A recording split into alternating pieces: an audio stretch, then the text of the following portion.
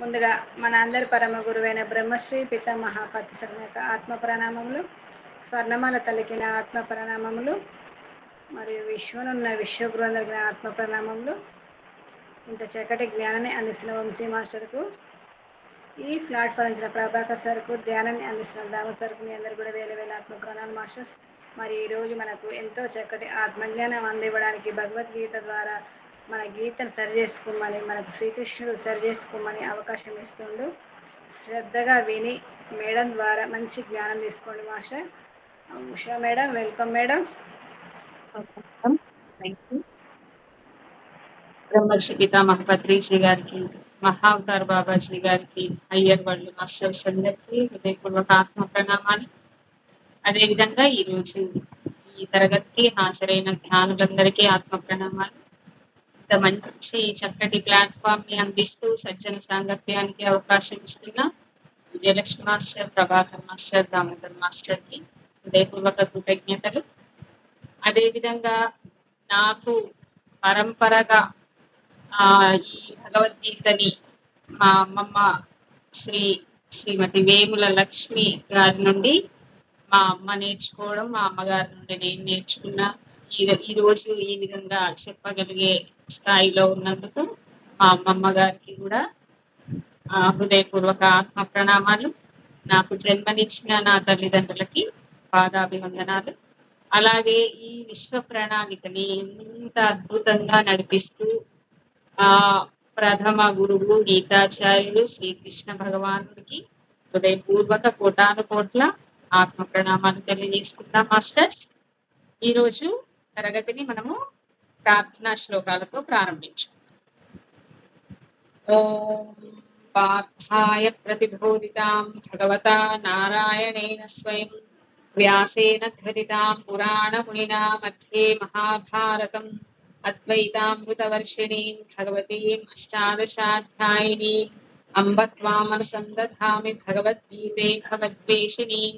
నమోऽस्तु వ్యాస విశాల బుద్ధే పుల్లారవిందాయతపత్ర నేత్ర येन त्वया भारततैलपूर्णः प्रज्वालितो ज्ञानमय प्रदीपः प्रपन्न पारिजाताय तोत्रवेत्रैकपाणये ज्ञानमुद्राय कृष्णाय गीतामृतदुहे नमः. यं ब्रह्मवर्णेन्द्र रुद्रमरुतस्तुन्वन्ति दिव्यैस्तवैः वेदैः साङ्गपदक्रमोपनिषदैर्गायन्ति यं सामगाः ध्यानावस्थिततद्गतेन मनसा पश्यन्ति योगिनो यस्यान्तं न विदुः सुरासुरगणा देवाय तस्मै नमः. ఓకే మాస్టర్స్, 6వ అధ్యాయము ఆత్మ సంయమ యోగము, దానికే జ్ఞానయోగం అని పేరు. మనము ఈ అధ్యాయాన్ని వింటూ వస్తున్నాము. పోయిన వారము 31వ శ్లోకము సర్వభూతస్థితం యో మాం భజత్యేకత్వమాస్థితః సర్వథా వర్తమానోపి సయోగి మయి వర్తతే. అనగా ఇక్కడ ధ్యానయోగి యొక్క లక్షణాలని చెప్తూ వస్తున్నాడు శ్రీకృష్ణ భగవానుడు. ఏంటి? సర్వవ్యాప్తమైన అనంత చైతన్యమునందు ఏకీభావ స్థితిలో ఉంటాడు ఆత్మయోగి. అలాంటి వాడు ఏంటి? అంతటను అన్నిటిలోనూ సమభావంతో ఉంటాడు, అంటే ఏకత్వంలోకి వస్తాడు. అట్లాంటి యోగి తన ఆత్మను సర్వ ప్రాణులయందు స్థితమై ఉన్నట్లు, అదే విధంగా సర్వ ప్రాణులను తన యందు కూడా ఏకీభావ స్థితిలో భావిస్తూ ఉంటాడు. సకల ప్రాణులయందు ఆత్మరూపముగా ఉన్న నన్ను, అంటే ఇక్కడ శ్రీకృష్ణ భగవానుడు వాసుదేవుని చూచు పురుషునకు అట్లే ప్రాణులన్నిటినీ నాయందు అంతర్గతంగా ఉన్నట్లు చూచువానికి నేను ఎప్పుడు కనిపిస్తూ ఉంటాను. ఈ ఇంతకుముందు శ్లోకంలోనైనా ఏం చెప్పాడంటే ఆత్మను, అన్ని సర్వ ప్రాణులయందు ఉన్న ఆత్మను, తన యందు ఉన్న ఆత్మను ఏకీభావంతో చూస్తాడు అని చెప్పాడు. తర్వాత శ్లోకంలో ఏం చెప్పాడు? అన్ని ప్రాణుల్లో ఉన్న నన్ను అని చెప్పాడు. అంటే ఏంటిది? తను ఆత్మస్థితి, అంటే తను వేరు ఆత్మ వేరు కాదు. మనం ఇంతకు ముందు కూడా కొన్ని శ్లోకాల్లో చెప్పుకున్నాము. ఎప్పుడెప్పుడైతే శ్రీకృష్ణ భగవానుడు నేను, నన్ను అని చెప్తూ ఉంటాడో అక్కడ మనము ఆత్మ అని మనము అర్థం చేసుకోవాలి అని అనుకున్నాము. ఇక్కడ కూడా అదే చెప్తున్నాడు. అన్ని ప్రాణుల్లో నన్ను చూసేవాడు, అదే విధంగా నాలో అన్నిటిని చూసేవాడు, అట్లాంటి వాడికి నాకు తేడా లేదు, ఇద్దరము ఒకటే అని చెప్తున్నాడు.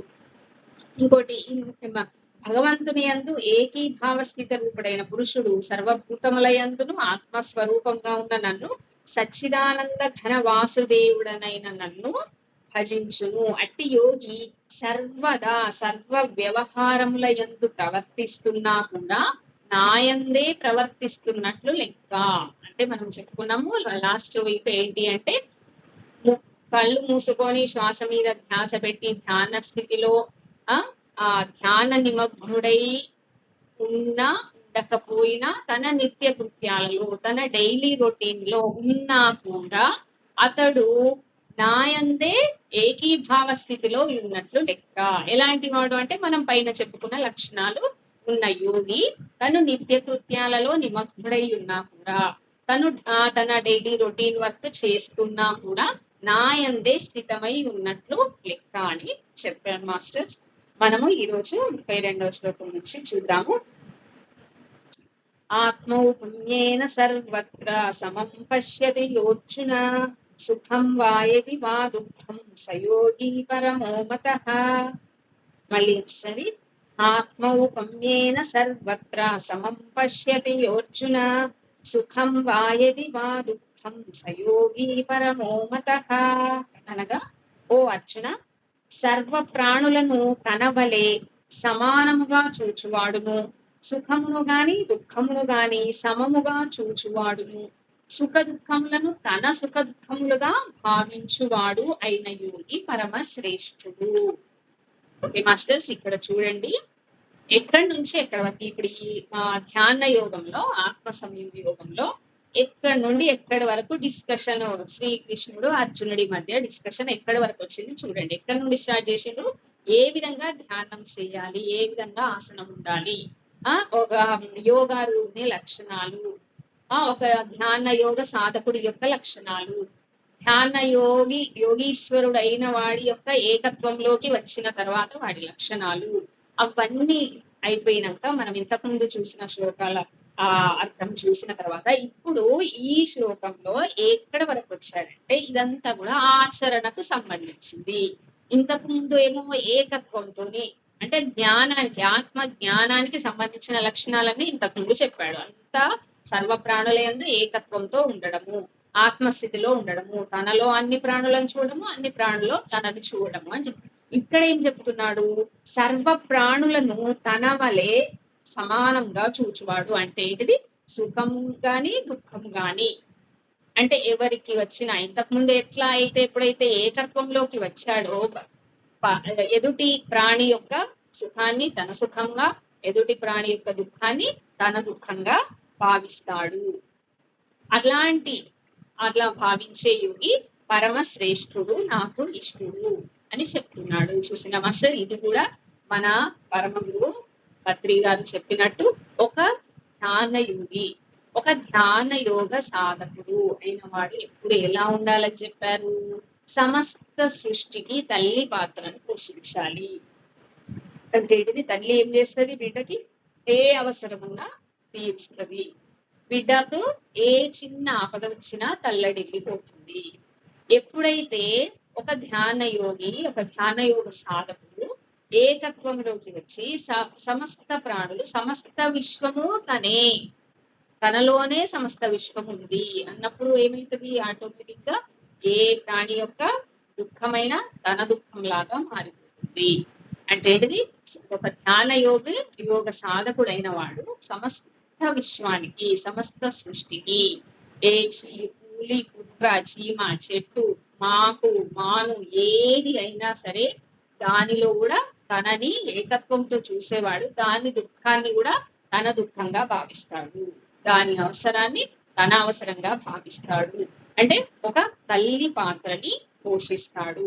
ఇక్కడ ఇంకో విషయం ఏంటి అంటే, ఇంతవరకు జ్ఞానాన్ని బోధిస్తే ఈ శ్లోకంలో ఏంటిది, ఆచరణని బోధించారు. మన పత్రిక గారు కూడా అదే చెప్తారు కదా మాస్టర్స్, జ్ఞానము ఆచరణ రెండు కూడా సమానంగా ఉండాలి. జ్ఞానం లేని ఆచరణ వృధా. ఆచరణ లేకుండా జ్ఞానం ఉన్నా కూడా అది అసంపూర్ణము.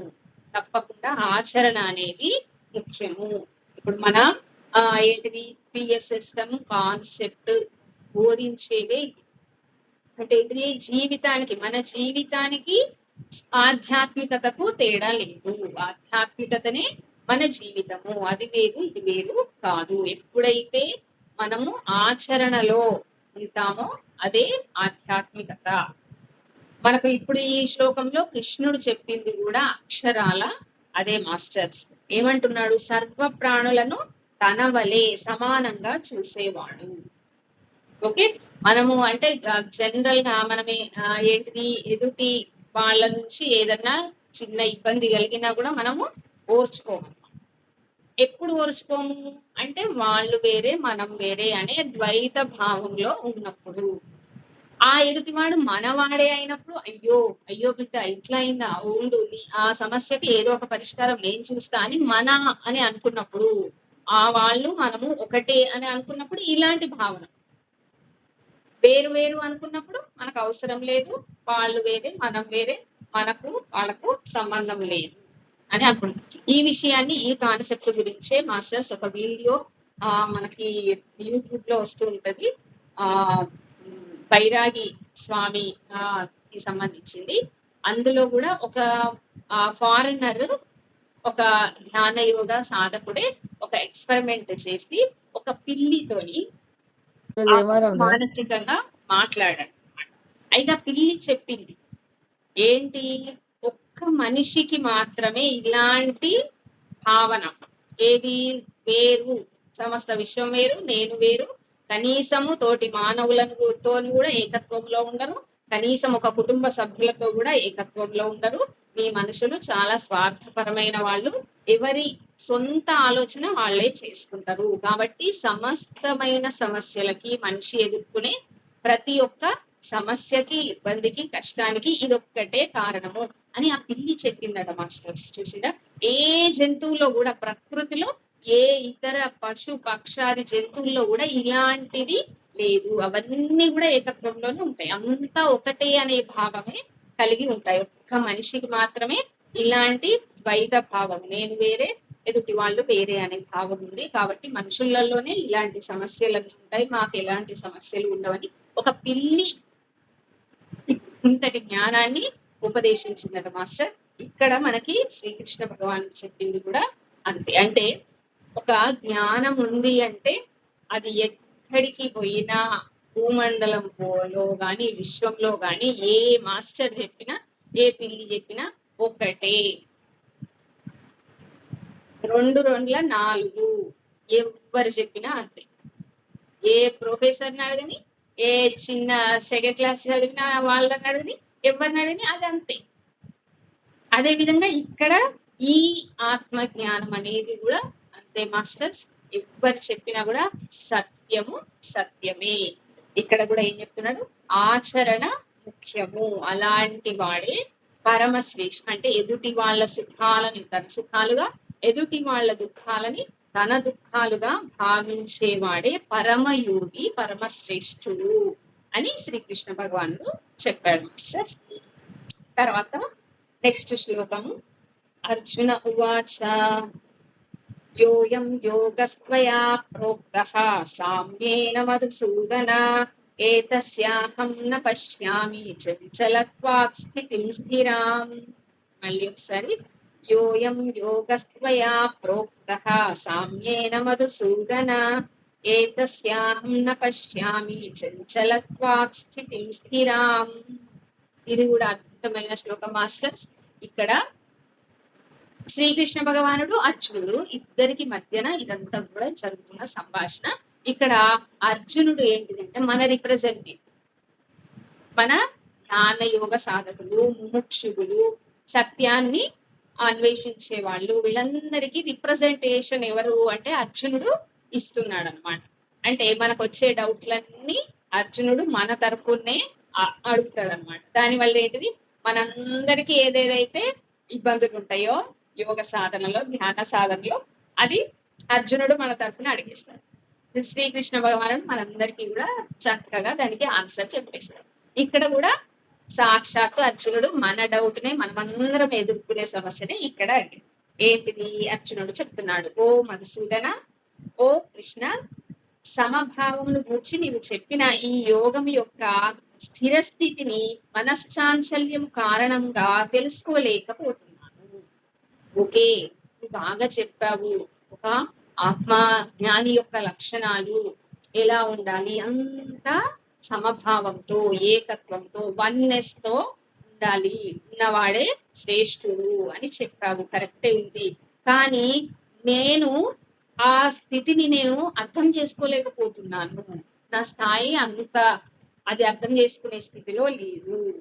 స్థిర స్థితిని, అలాంటి యోగం యొక్క నిశ్చలమైన స్థితిని, స్థిరమైన ఏకత్వ భావ స్థితిని మనశ్చాంచల్యము కారణంగా నేను తెలుసుకోలేకపోతున్నాను. నా మనసు చాలా చంచలంగా ఉంది, నేను తెలుసుకోలేకపోతున్నాను. అంటే ఏంటి, ఒక గుడ్ స్టూడెంట్ యొక్క లక్షణం అన్నమాట. ఏంటి అర్థం కాకపోతే టీచర్ చెప్పుకుంటూ పోతుంటే, తలలుపుకుంటూ పోతే గుడ్ స్టూడెంట్ గా, టీచర్ అర్థమైతలేదు, మళ్ళీ ఒకసారి చెప్పండి, మళ్ళీ ఒకసారి క్లియర్ గా చెప్పండి అన్నప్పుడే కదా గుడ్ స్టూడెంట్. ఇక్కడ కూడా అర్జునుడు ఏం చేస్తున్నాడు, ఓ కృష్ణ, నువ్వు చెప్తున్నావు బాగానే ఉంది, కానీ నాకు అంత స్థాయిలో నేను అర్థం చేసుకోలేకపోతున్నాను, నా మనస్సు చాలా చంచలంగా ఉంది అని చెప్తున్నాడు. చంచలం హి మనః కృష్ణ ప్రమాధి బలవదృఢం తస్యాహం నిగ్రహం మన్యే వాయోరివసు దుష్కరం. ఏంటిదట చూడండి, చంచలం హి మనః కృష్ణ ప్రమాధి బలవదృఢం తస్యాహం నిగ్రహం మన్యే వాయోరివసు దుష్కరం. చంచలమైంది నా మనశ్చాంచల్యం కారణంగా నువ్వు చెప్పే అద్భుతమైన, అమోఘమైన, పూర్వమైన ఆత్మజ్ఞానాన్ని నేను అర్థం చేసుకోలేకపోతున్నాను. ఆ మనస్సు యొక్క లక్షణాలు చెప్తున్నాడు. ఎంత ఎలాంటిదంటే, ఓ కృష్ణ, ఈ మనస్సు మిక్కిలి చంచలమైనది, ప్రమదనశీలమైనది, అంటే బాగా డిస్టర్బ్ చేసేది అనమాట. దృఢమైనది, చాలా బలీయమైనది, మిక్కిలి బలీయమైనది కనుక దానిని నిగ్రహించుట గాలిని ఆపుట వలె మిక్కిలి దుష్కరమైనది. గాలిని అరచేతుల్లో బంధించడం ఎంత కష్టమో, ఈ మనస్సును కూడా నిశ్చల స్థితికి తీసుకురావడము, కూల్ చేయడము అంత కష్టము. ఎంత బలమైనదట ఇక్కడ మనకి చెప్తున్నారు. మనస్సు యొక్క లక్షణాలు చెప్తున్నాడు అన్నమాట.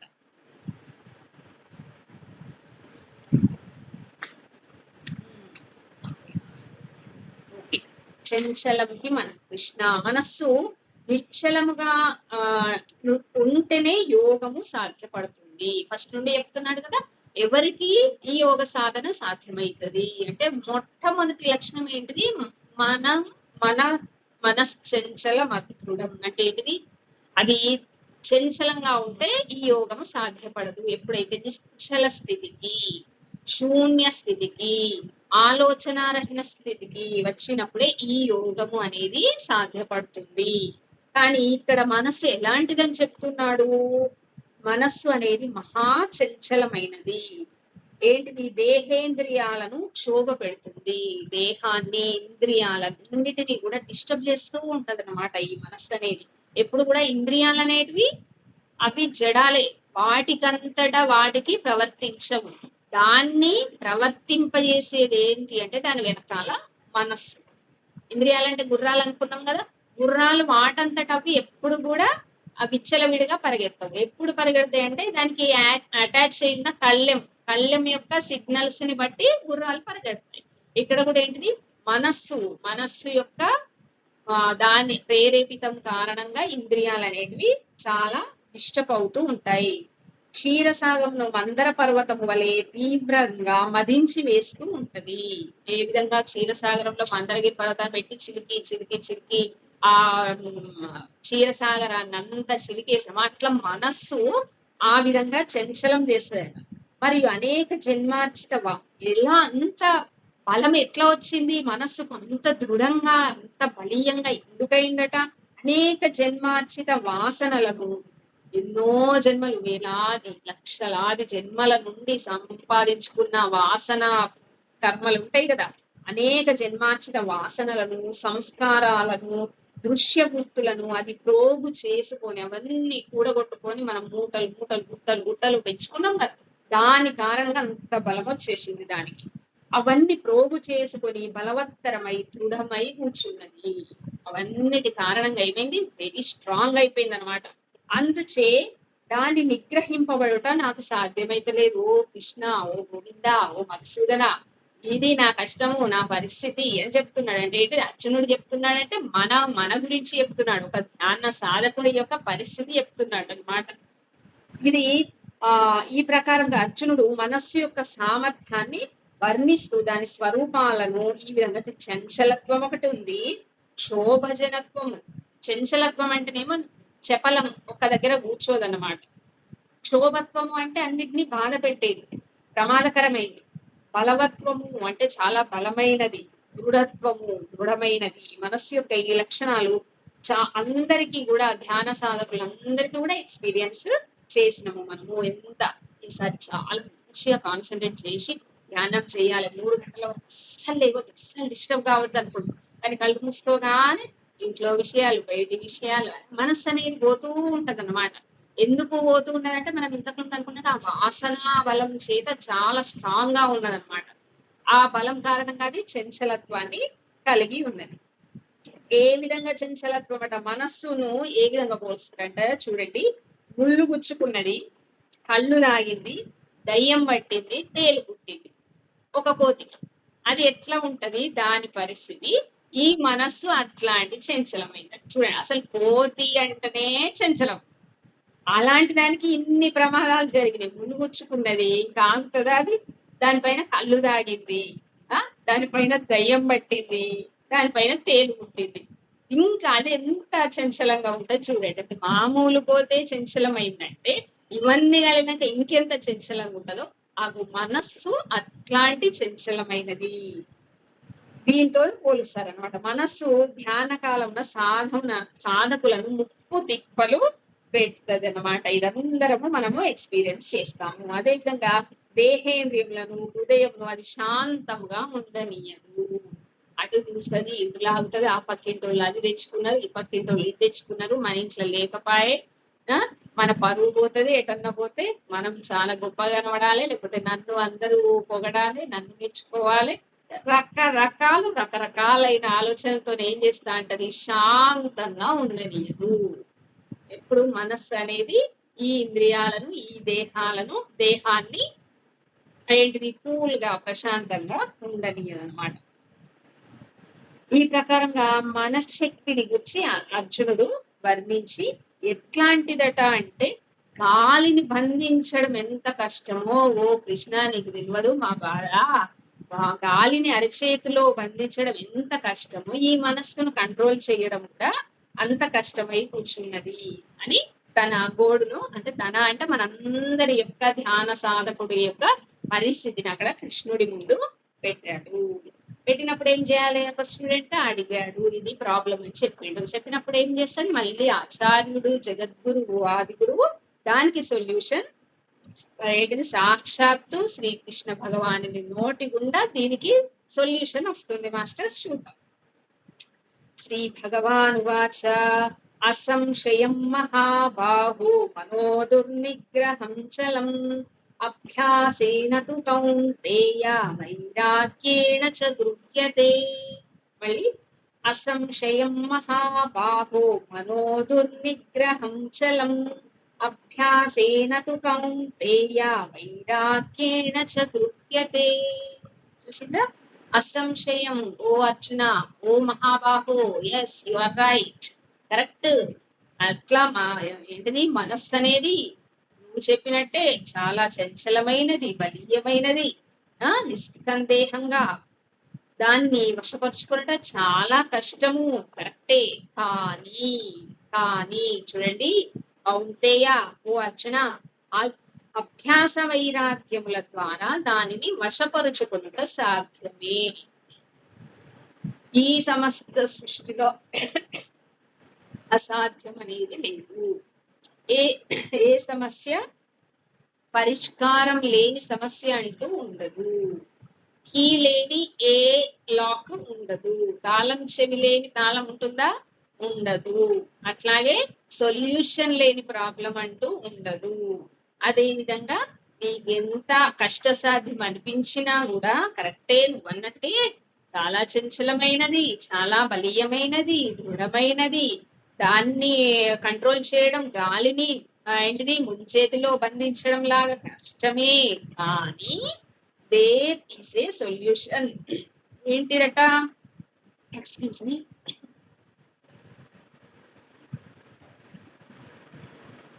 అభ్యాస వైరాగ్యాలు మనం చెప్పుకున్నాం కదా ఇంతకుముందు. మన ఆయుధాలు కత్తి, డాల్. అభ్యాసము, వైరాగ్యం.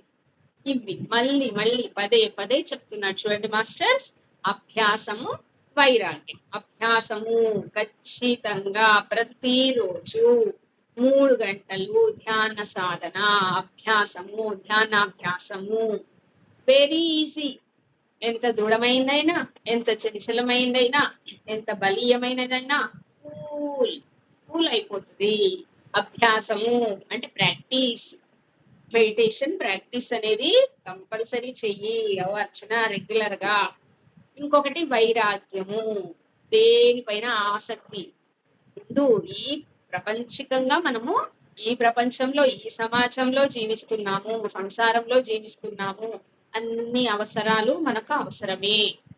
ఆ ఇల్లు, కుటుంబము, భార్య, పిల్లలు, మన ఉద్యోగము అన్ని ఉన్నాయి కాబట్టి వీటి నుండి ఎట్టి పరిస్థితులలో మనము దూరం వెళ్ళలేము.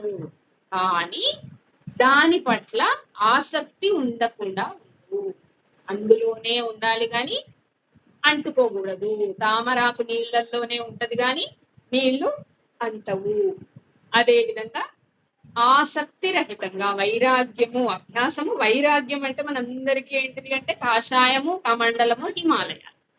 వైరాగ్యం అనగానే చిన్నప్పటి నుండి సినిమాలలో చూసినాం కదా. వైరాగ్యం అనగానే రుద్రాక్షమాల, కమండలము, కాషాయము, హిమాలయాలు కాదు. మంచిగా ఎంజాయ్ చేయాలి. రోల్స్ రాయ్ కారు కొనుక్కో, ఇంకా అంతకంటే ఇంకేదైనా ఉంటే కొనుక్కో. మంచిగా హైఫై అంతా మెయింటైన్ చేయొచ్చు, ఎంజాయ్ చేయొచ్చు. కానీ దాని పట్ల ఆసక్తి ఉండద్దు. అవన్నీ రేపు తుడిచిపెట్టకపోయినా కూడా అదే ఆనందంతో ఉండాలి. అదే ఆసక్తి రహితంగా ఉండడము, అది వైరాగ్యము. విడిచిపెట్టడం వైరాగ్యం కాదు, ఆసక్తిని విడిచిపెట్టడము వైరాగ్యము. అది ఉన్నా లేకున్నా ఒకటేలా. ఉన్నప్పుడు ఎంజాయ్, లేనప్పుడు ఓకే, ఇట్స్ ఓకే, అయినా మన హ్యాపీనెస్ మనదే. అది వైరాగ్యము. ఇవి రెండు రెగ్యులర్ గా ధ్యాన సాధన చేయడము వైరాగ్యం. అభ్యాసము, వైరాగ్యము. ఓ అర్జున, ఇవి రెండు ఉంటే అంతటి బలీయమైన దాన్ని కూడా మనము ఈజీగా కంట్రోల్ చేయొచ్చు. నువ్వేం బాధపడకు. There is a way, there is a solution. కాబట్టి ఏం బాధ లేదు అని చెప్తున్నా. నెక్స్ట్, అసంయతాత్మనా యోగో దుష్ప్రాప ఇది మే మతిః వశ్యాత్మనా తు యతతా శక్యో వాప్తుముపాయతః.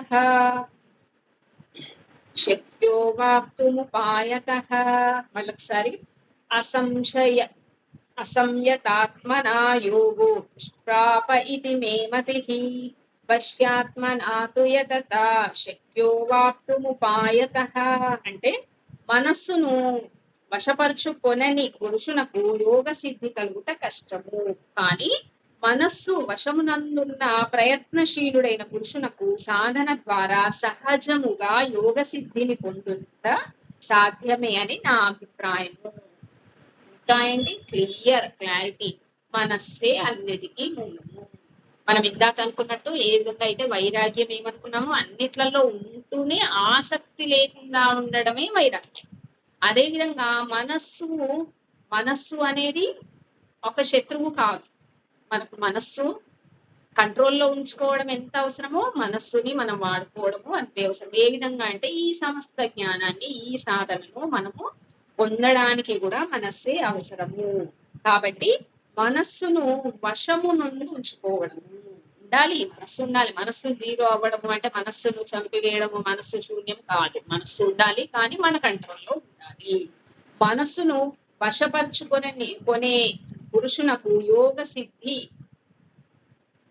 కంట్రోల్లో ఉన్న వాడికి యోగ సిద్ధి చాలా సులభతరము తప్పకుండా. కానీ ఎవరికైతే అది కంట్రోల్లో లేదో, వశమునందు ఉండదు, అలాంటి వాడికి యోగ సిద్ధి అనేది కష్ట సాధ్యము. కాబట్టి సాధన ద్వారా ఏదైతే పైన 2 ఆయుధాలు చెప్పాడో, అభ్యాసము, వైరాగ్యము, ఈ సాధన ద్వారా సహజంగా యోగ సిద్ధి పొందుట సాధ్యమే. ఇవి 2 ఆచరణలో పెడితే మనము ముందు చెప్పిన ఏంటిది, సమస్త సృష్టికి జరిగిన సుఖము దుఃఖము తనకు జరిగిన దానిలాగానే. అంటే ఏంటిది, దాని అర్థము టోటల్ గా ఆచరణలో ఉండడము, అంటే ఎరుకతోని ఉండడము. ఈ విధంగా ఈ సాధన, ఈ అభ్యాసం చేసేవాడికి తప్పకుండా యోగ సిద్ధి ఏ విధంగా కలుగుతుంది, సహజంగా యోగ సిద్ధి అనేది కలగాలి. ఈ ఆత్మజ్ఞాన ప్రాప్తి అనేది సహజంగా, సూర్యుడు ఉదయించినంత సహజంగా, వర్షం కురిసినంత సహజంగా ఈ యోగ సిద్ధి అనేది కలుగుతుంది. ఇది సాధ్యమే. కాబట్టి ఓ అర్జున, నువ్వేం బాధపడకు, అది తప్పకుండా స్థిరమైన అకుంఠితమైన అభ్యాసము చేసినచో అందరికీ కూడా చాలా సులభంగా ఆ యోగ సిద్ధిని పొందవచ్చు అని శ్రీకృష్ణ భగవానుడు చెప్తున్నాడు. మాస్టర్స్, మనము ఈ 36 శ్లోకం దగ్గర ఈ రోజు విందాము. ఈ రోజు తరగతి కాయేన వాచా మనసేంద్రియైర్వా బుద్ధ్యాత్మనా వా ప్రకృతే స్వభావాత్ కరోమి యద్యత్ సకలం పరస్మై నారాయణాయేతి సమర్పయామి.